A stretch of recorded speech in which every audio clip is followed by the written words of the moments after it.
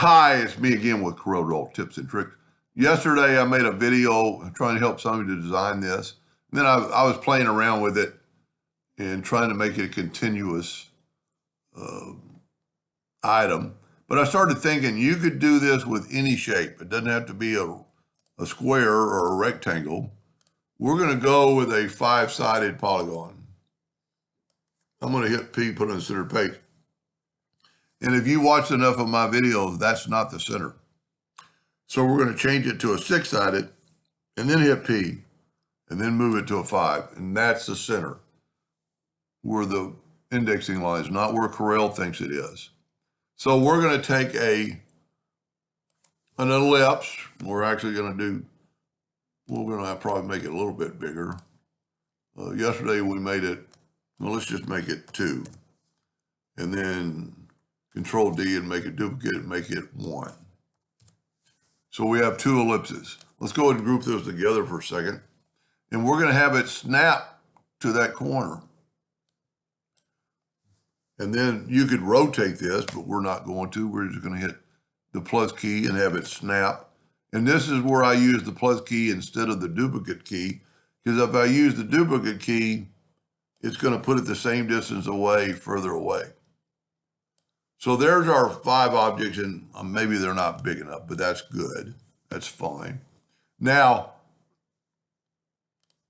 so we made a 1 inch and a 2 inch. So if we know what it is, but if you take your parallel dimension tool, in case you didn't use good math or even numbers, so it's a half a point. So we're going to take a rectangle that's at least that long. And with our ratio and lot, we're going to make this 0.5. Now there are 5-sided, so we're going to rotate it 72 degrees and we get this angle. And then you can decide which way you want to go, but we're actually going to get rid of our polygon now. As a matter of fact, we're going to move this for a second and we're going to group these so we can rotate it later. Now, because we angled this thing, I didn't really make it any longer than I thought. So we're going to do the same thing we did yesterday. I'm going to take the virtual segment delete key and delete this and this and this. But here we want it to be shorter. So for a second, I'm going to ungroup these. So I'm going to take this one, make a duplicate of it, holding down the shift key, and I'm going to expand it. That's going to give us a gap, and we're going to fill that in. Now I can move. You know, this is a good thing to think about. I want that piece right there, and that's really all I need because we're going to rotate it. So let's just, and I was going to steer another way, but so now Control D and make a duplicate, double click on the rotation and put it in the center of the page. Click off of it, make sure it's there, rotate it, that's 72 degrees. Control D, Control D, Control D. And you could do this with any 6-sided, 8-sided, whatever you want. This one, 6-sided would probably actually be easier. I'm still trying to figure out what I can do with this to make it a continuous link, because you'd always left click. Well, I only had one selected. You could select them all. And this is, I hope you understand the importance of working in the center of the page. And you could, color this in and make it, let's just delete these and I'll show you. Make it look weird. Let's use this burnt orange. Let's take away the outline. Let's get the interactive fill tool.